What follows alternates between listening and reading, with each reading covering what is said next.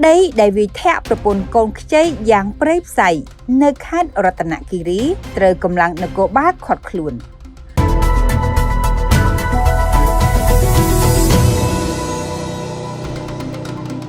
ប្តីដែលវាធាក់យ៉ាងព្រៃផ្សៃទៅលើប្រពន្ធមានកូនខ្ចីនៅភូមិប៉ាអ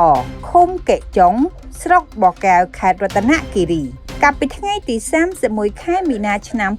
2025ត្រូវបានសមត្ថកិច្ចឃាត់ខ្លួនហើយស្នងការនគរបាលខេត្តរតនគិរីលោកឧត្តមសេនីយ៍តូអង្គសុភិបបានឲ្យដឹងថាក្រោយពីទទួលបានព័ត៌មាននៃអំពើហិង្សានេះលោកបានដាក់បទបញ្ជាឲ្យកម្លាំងអធិការដ្ឋាននគរបាលស្រុកបកែវធ្វើការស្រាវជ្រាវរហូតឈានដល់ឃាត់ខ្លួនបានជនសង្ស័យឈ្មោះទីងជឿនអាយុ56ឆ្នាំជនជាតិទំពូនរស់នៅភូមិប៉ាអឃុំកេចុងស្រុកបកែវខេត្តរតនគិរីវេលាម៉ោង 23:35 នាទីនាថ្ងៃទី31ខែមីនាឆ្នាំ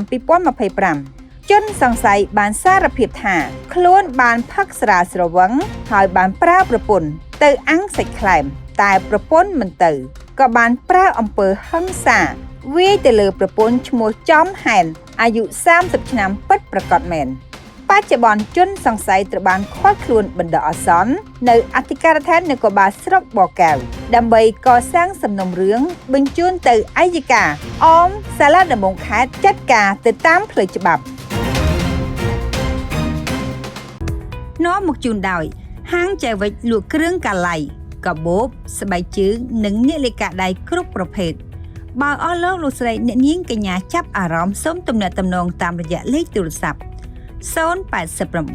74 00 46 096 85 28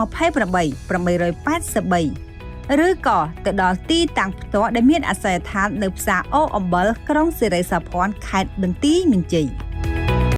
នាំមកជូនដោយទឹកពិសាប្រសុទ្ធ CPHN ជាទឹកប្រសុទ្ធមានរសជាតិឆ្ងាញ់ត្រជាក់ចូលចិត្តដិតអារម្មណ៍ជាកម្មសិទ្ធិរបស់សហគ្រាស CPHN មានដាក់លក់ទូទាំង25រាជធានីខេត្តហើយបើឲ្យលោកស្រីអ្នកនាងកញ្ញាមានចំណាប់អារម្មណ៍សូមទំនាក់ទំនងតាមរយៈលេខទូរស័ព្ទ012 90 39 22 086 21 26 71តើលោកអ្នកកំពុងតែស្វែងរកសាលាដែលប្រកបដោយគុណភាពដើម្បីទៅធ្វើការនៅប្រទេសកូរ៉េមែនទេគ្មានលទ្ធភាពបង់ថ្លៃសាលាចំណាយលើកន្លែងស្នាក់នៅចំណាយសម្បត្តិយន្តហោះនិងចំណាយលើឯកសារផ្សេងៗមែនឬទេសូមបងប្អូនអស់បារម្ភសាលាបណ្ដុះបណ្ដាលភាសាកូរ៉េវិសាលភាពអាចសម្រេចក្តីសុបិនជូនលោកអ្នកបានសាលាមានគ្រូជំនាញនិងបទពិសោធន៍ច្រើនឆ្នាំសិក្សារយៈពេលខ្លីឆាប់ចេះឆាប់យល់ធានាប្រឡងជាប់ 100% លោកអ្នកទទួលបានកញ្ចប់ការចំណាយទាំងស្រុងកន្លែងស្នាក់នៅសម្ភារៈសិក្សានិងការបណ្ដុះបណ្ដាលពេញម៉ោងរហូតបានប្រឡងជាប់និងបានទៅធ្វើការនៅប្រទេសកូរ៉េរៀនរហូតប្រឡងជាប់មិនកំណត់រយៈពេលសូមតាក់ទងមកសាលាវិសាលភាពទាំង3សាខាឥឡូវនេះ